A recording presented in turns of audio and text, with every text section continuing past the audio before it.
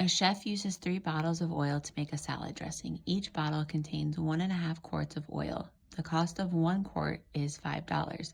What is the total cost?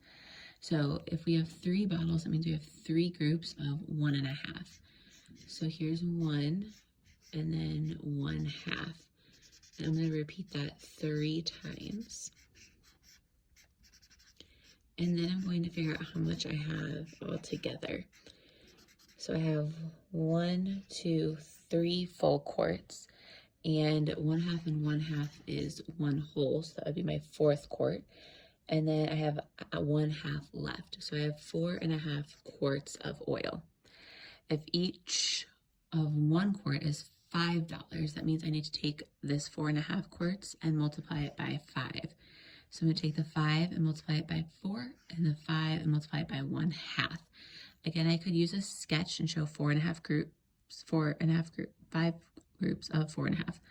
But I'm going to use decomposing this time. So I'm going to do 5 times 4, and then do 5 times 1/2. 5 times 4 is 20. A whole number times a whole number gives me a product that is greater. And 5 times 1/2 is 5 halves.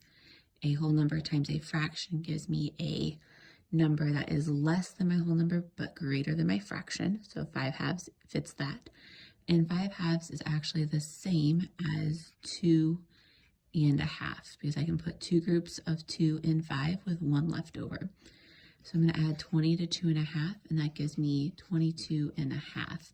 But since I'm in money, I need to convert this 22.5 into dollars. So half of $1 is 50 cents. So I will have $22.50. Here's another problem that you can do, and you can pause the video and then check back with your work.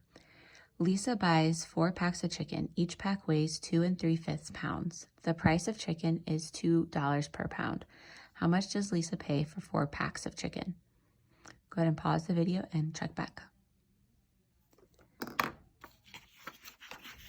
For this one, I used a slightly different model to show that I had 4 groups of 2 1/3, and I used decomposition. And so remember that 4 times a fraction is really 4 over 1, which gave me 12/5, which is the same as 2 2/5.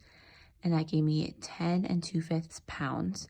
So then I took those pounds and multiplied it by $2 because it's $2 per pound. And I got 20 4/5, which is not easy to put into money because it does not have a denominator that is 10 or 100 to help me convert it to a decimal. So I found an equivalent fraction that was in tenths. So I multiplied my 4/5 by the power of 1 using 2 halves. And that got me 20 8/10, which is the same as $20.80.